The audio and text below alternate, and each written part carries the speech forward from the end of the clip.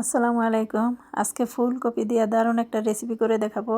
এখন ফুলকপিতে চারদিকে ভরপুর, কাজেই এই রেসিপিটা মিস করা যাবে না। কাজেই ফুলকপির সাথে কয়েক টুকরা গরুর গোস্ত আর কিছু ছোলার বুট দিয়ে আমি দারুণ রেসিপিটা তৈরি করে নিব। আপনারা সাথেই থাকেন। একটা ফ্রাই প্যানে আমি 1 কাপ তেল দিয়ে দিছি। এখন আমি গোস্তগুলি দিয়ে দিলাম। গোস্তগুলো অবশ্যই ভালো করে পানিগুলো ঝরাইয়া নিতে হবে। ফুলকপিটাও আমি ধুয়ে ভালো করে পানি ঝরাইয়া নিছি এবং একটা ফুলকপি, ছোটো একটা ফুলকপি এখানে দিছি, 1 কাপ ছোলার বুট দিছি। এখন এটাকে আমি একটু ভেজে নিব। খেয়াল রাখতে হবে যাতে বেশি ভাজা না হয়। হাই হিটে আমি 3 মিনিট ভেজে নিছি, তো হয়ে গেছে। এখন তুলে নিচ্ছি।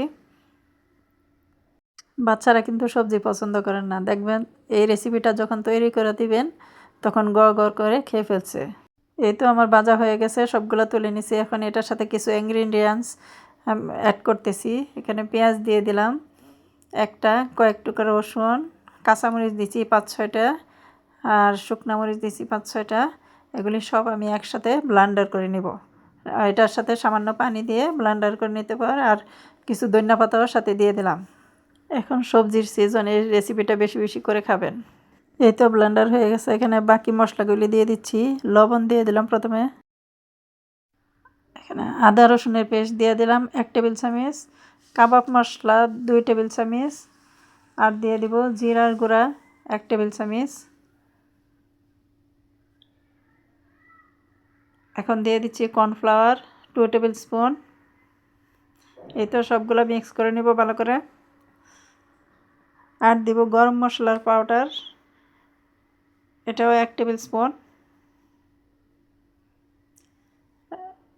এখানে ব্রেড ক্রাম্ব দেওয়া হয়েছে আর 2টা ডিম। ব্রেড ক্রাম্বটা পরিমাণ মতো দিলেই হবে। এই তো সব কিছু একসাথে মিক্স করে নিছি। এখন কাবাব শেপে তৈরি করে ভেজে নেব।